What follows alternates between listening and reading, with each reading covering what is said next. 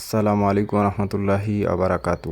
দেশের প্রথম সারির বিজ্ঞ আলেমদের ভিতরে একজন শাইখ মুফতি কাজী ইব্রাহিম হুজুরের নীলফামারী সফর ছিল। শাইখকে রিসিভ করার জন্য দেশবারণীয় ইসলামী চিন্তাবিদ শাইখ আব্দুল মালেক মাদানী ও আমি এয়ারপোর্টে গেলাম। সৈয়দপুর এয়ারপোর্টে শাইখকে রিসিভ করার পর নীলফামারী শহরের উদ্দেশ্যে রওনা হলাম। শাইখ আব্দুল মালেক মাদানী ও মুফতি কাজী ইব্রাহিম হুজুর বিভিন্ন দিনী বিষয়ে আলোচনা করছিলেন আর আমি মনোমুগ্ধ হয়ে শুনছিলাম। সবই তো রহমত। বিসমিল্লাহির রহমানির রহিম। শুরু হয়ে গেল রহমত দিয়ে, ওয়াসিআত রহমতি কুল্লি শাই। এরপর হুজুর নীলফামারী শহরে কিছুক্ষণ বিশ্রাম নেন। বিশ্রাম সেরে নীলফামারী মাস্টারপাড়ায় হুজুরের প্রতিষ্ঠান পরিদর্শন সেরে নীলফামারী সদরের কচুকাটা ইউনিয়নের কচুকাটা বাজারের একটি মসজিদ প্রোগ্রামের উদ্দেশ্যে রওনা হই। সেখানে আমাদের দাওয়াত করেছিল মসজিদের মোতোয়াল্লি ও কচুকাটার বাজারের বিশিষ্ট ব্যবসায়ী হযরত আলী সাহেব।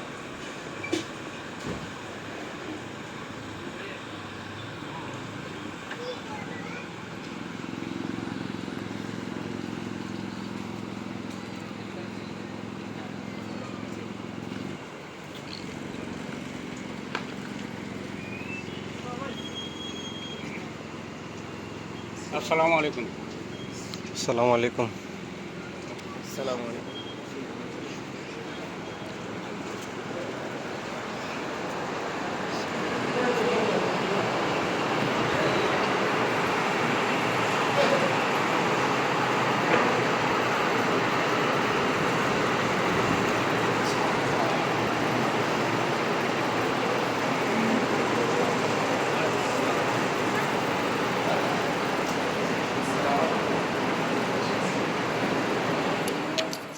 ونريد أن نمن على الذين استضعفوا في الأرض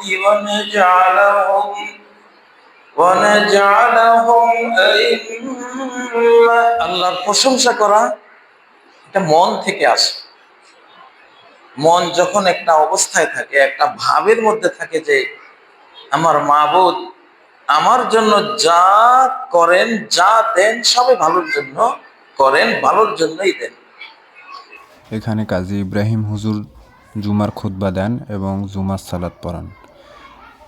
নামাজ শেষে শাইখ আব্দুল মালেক মাদানী সাহেব কিছু সংক্ষিপ্ত আলোচনা করেন। এরপর ডোমার বড়াগাড়ি বাজারের উদ্দেশ্যে রওনা হই। এখানে আমাদের দাওয়াত করেছেন উদীয়মান তরুণ আলোচক মাওলানা আবু সাইদ ভাইয়ের মসজিদে প্রোগ্রাম ছিল। উপরে অত্যাচার করতে আসে, তোমাদের বিরুদ্ধে যুদ্ধ করতে আসে। কেন আসে, কি কারণে আসে? আমার কারণে আসে। তোমরা আমারে বিশ্বাস করো।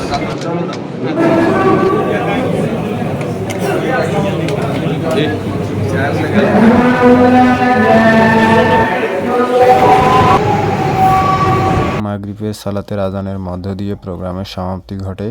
এরপর শাইখকে রংপুর মিঠাপুকুরে রেখে শাইখের কাছ থেকে বিদায় নিয়ে দোয়া নিয়ে ফিরে এলাম। সারাদিন শাইখের সোহবতে থেকে অনেক কিছু জানার ও শেখার সৌভাগ্য হলো। আল্লাহ সুবহানাহু ওয়া তাআলা শাইখকে নিরাপদে রাখুন, সুস্থ রাখুন। আল্লাহ সুবহানাহু ওয়া তাআলার কাছে শাইখের দীর্ঘ নেক হায়াত কামনা করছি। আমিন। আসসালামু আলাইকুম রহমতুল্লাহি ওয়া বারাকাতুহু।